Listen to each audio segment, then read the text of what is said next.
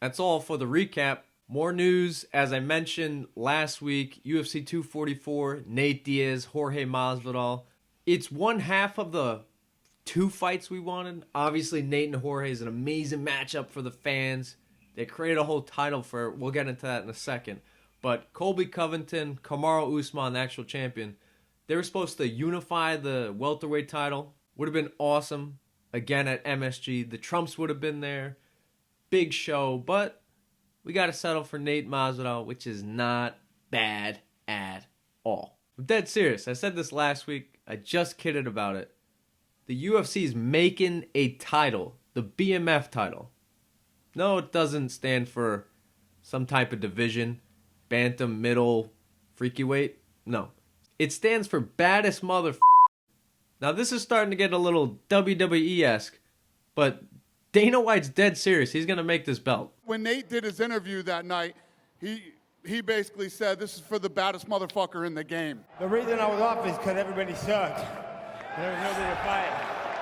But with this belt, I want to defend it against Jorge Masvidal. After that interview, it started to build a life of its own through the fans and the media, and we didn't seriously start talking about this fight till maybe a couple weeks later in a matchmaking meeting.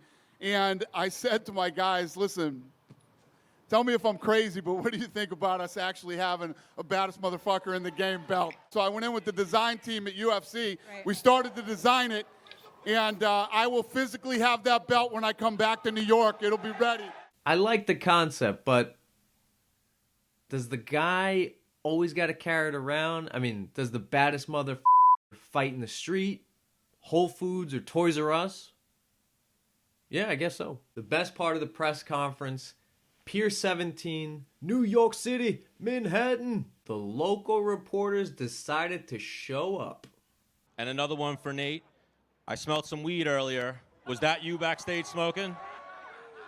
Man, I smelled it as soon as I came out here. It's you guys. Hey, Nate, so you call yourself a badass motherfucker. How do you say that when you're a vegan?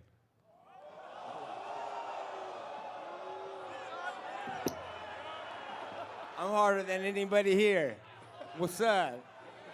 It's coming soon. Hey, and the Terminator's a vegan motherfucker.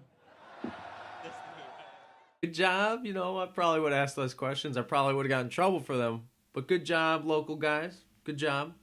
Even Hawani was getting in on the action. You've been called Street Jesus. You've been called Cuban Jesus. But I don't see you actually sort of calling yourself that. How do you feel about people comparing you to...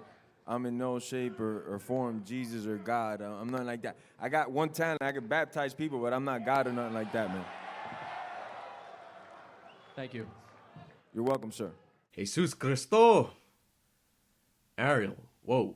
I mean, maybe he was secondhand smoke or breathing in something in the air, but that's his version of comedy. That's his version of comedy.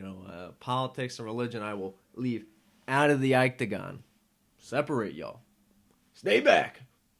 Nope. Fight for Jerusalem on your own terms. Independents do have a voice. No, they don't. You're right. They don't.